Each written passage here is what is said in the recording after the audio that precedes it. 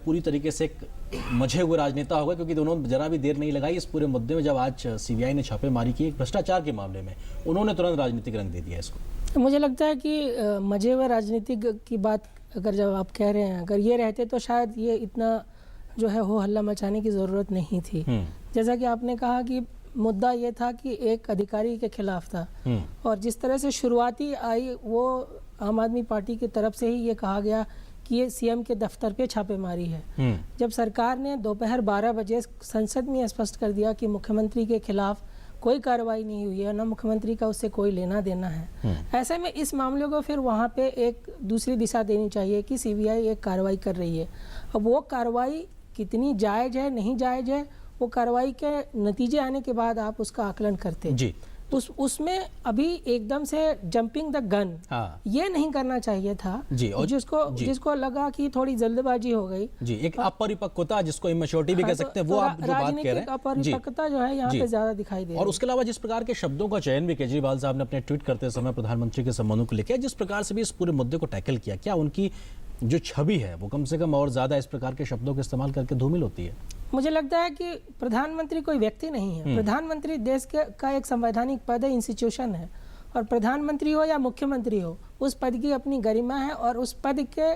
पर बैठे हुए हर व्यक्ति का आदर सम्मान होना चाहिए। हम लोकतंत्र में जिस संस्था को अपना सबसे सर्वे सर्वा मानते हैं, उस व्यवस्था पे अगर हम इस तरह की टिप्पणियां करेंगे तो मुझे लगता है हम अपनी पीढ़ियों को राजनीति में वैसे भी अभी कसौटी पे कसी जा रही है कि राजनीति में कैसे कैसे लोग आ रहे हैं, तो हम क्या संदेश देना चाहते हैं कि हम हमारे प्रधानमंत्री हो या हमारे मुख्यमंत्री के खिलाफ ऐसी भाषा का इस्तेमाल किया जाए, किसी के खिलाफ हो, अगर कोई मुख्यमंत्री के खिलाफ भी इस तरह की भाषा का इस्तेमाल करता हो तो मुझे लगता है ये अनुचित है। शाब्दिक स्तर ये नहीं गिरना चाहिए। राजनीति का ये स्तर नहीं है। जैसा कि राष्ट्रपति जी ने कहा भी था कि आप संवाद करिए, बहस करिए, आप असहमति जताइए, निर्णय, लेकिन आप निर्णय लीजिए। आप निर्णय इधर भी हो सकता है, इधर भी हो सकता है, पर आपको ये तर्क देके किसी को आप जो है अपशब्द का इस्तेमाल करें, ये शोभा नहीं देता भारतीय राजनीति। और खास करके जब आप दिल्ली जैसे जो बड़े बौद्धिक शहर हैं उसके जो मुख्यमंत्री हैं, दिल्ली भारत के लिए एक मॉडल है, तो उस मॉडल से अगर इस तरह की बातें जाए उन्होंने अपने खुद के पद को भी कहीं ना कहीं थोड़ा सा कमतर किया। आपको लगता है कि अरविंद केजरीवाल की जो एक तरीके से राजनीति में आना है, वो भ्रष्टाचार के खिलाफ मुहिम के तरीके से वो बहुत बड़े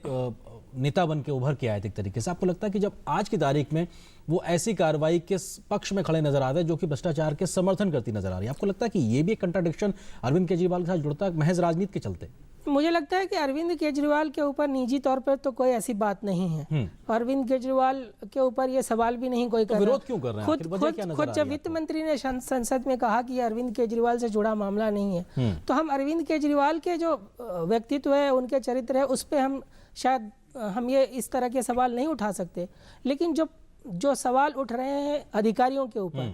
अधिकारी का बचाव करने की जो ज़रूरत है वो क्यों आई, और उस तरह के जो फैसले हैं, मुझे लगता है कि ये फैसले पुराने फैसले हैं जिन पे सरकार ने भी स्पष्ट किया है कि इन फैसलों से अरविंद केजरीवाल की सरकार का कोई लेना देना नहीं है। तो मुझे लगता है कि मुख्यमंत्री को या उनकी सरकार को इस फैसले को, जो सीबीआई की कार्रवाई है, उसको एक नज़र से देखना चाहिए था कि ये पूरा उनके कार्यकाल को लेकर नहीं है। और शायद यहीं पे कहीं ना कहीं जो राजनीतिक परिपक्वता की बात आती है वो यहीं पे थोड़ी देखने को मिलती है। आपको लगता है कि इससे पहले भी हमने देखा कि किस प्रकार से संसद की कार्रवाई को लगातार व्यवधान किया गया? बीते सप्ताह की अगर बात करें तो जो कांग्रेस का मसला था नेशनल हेराल्ड से लेके, वो भी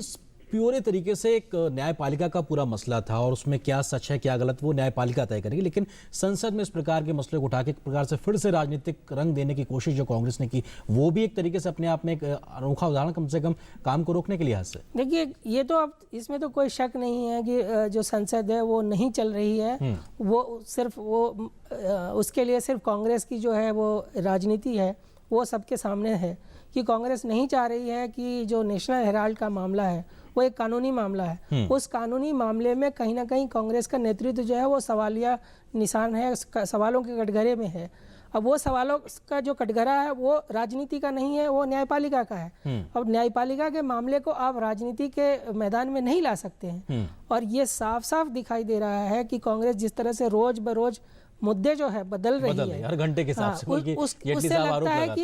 कि एक 4 दिन पहले तक आप ये कह रहे थे कि हम नेशनल ये जीएसटी को लेके कर रहे हैं, अब आप जो है मुद्दा जो है बदल के नेशनल हेराल्ड, और फिर अब आप महिला आरक्षण आ रहा है और पंजाब आ रहा है।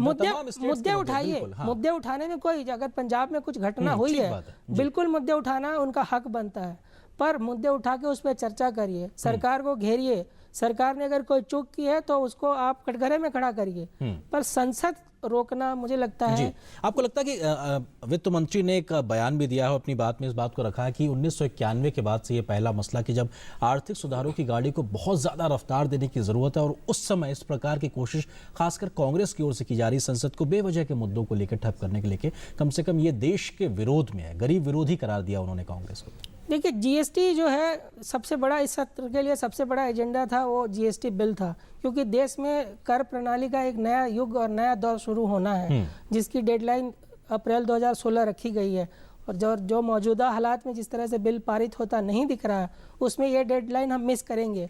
और कुल मिला के जो भारत की आर्थिक रफ्तार जो अभी मौजूदा दुनिया में आप देख रहे हैं कि चुनौतियाँ आर्थिक बहुत बड़ी है, और हमारी आर्थिक रफ्तार जो है वो हम अगर दुनिया में देखें तो हम एक संतोषजनक रूप से 7-7.5% के रेट से हम ग्रोथ रेट से हम बढ़ रहे हैं। ऐसे में हमको अब वहां से 7.5 को डबल डिजिट में ले जाना है, जो कि सरकार का लक्ष्य भी है। और डबल डिजिट में ले जाएंगे तो हमको हासिल क्या करना है, हमें अपने सोशल सेक्टर्स के लिए, हमें अपने गरीबों के लिए जो है वो पैसे इकट्ठे करने हैं, फंड्स चाहिए होगा। वो आएगा कहाँ, रिफॉर्म से आएगा, जो कि पिछले 20 सालों में 1991 से अब तक हमने देखा है कि आर्थिक सुधार की गाड़ी अब बढ़ी है, तो पैसे आए हैं और सोशल सेक्टर स्पेंडिंग बढ़ी है। और वही एक दौर को दोहराने की मुझे जरूरत पे लगता है कि सरकार दुनिया जो है, दुनिया हमारी तरफ देख रही है कि हम सुधारों को अब कहाँ लेके जाएंगे। और तब हम आपस में कहीं ना कहीं उलझे हुए नजर आ रहे हैं, कैसा मैसेज जा रहा है। मुझे लगता है कि हमको भारत, जब दुनिया इस नज़र से देख रही है कि एक हम बड़े अर्थव्यवस्था की तरफ बढ़ रहे हैं, तो हमको अब उस मौके का फायदा उठाना चाहिए। और जो राजनीतिक विरोध है, आप लड़िए, झगड़िए, चुनाव में लड़िए, हराइए, जीतिए, सत्ता में उनको बाहर कीजिए, लेकिन देश का जो विकास का एजेंडा है उसको एक नहीं करना चाहिए। एक राजनीतिक सहमति, इस पे न्यूनतम राजनीतिक सहमति होनी चाहिए। बिल्कुल, एक लेगेसी जिसको खासतौर से कांग्रेस ने पूरी तरीके से जिया है, देखा है, कम से कम उसका भी ख्याल रखना चाहिए। बहुत शुक्रिया संजय जी हमारे साथ इस चर्चा में शामिल होने के लिए।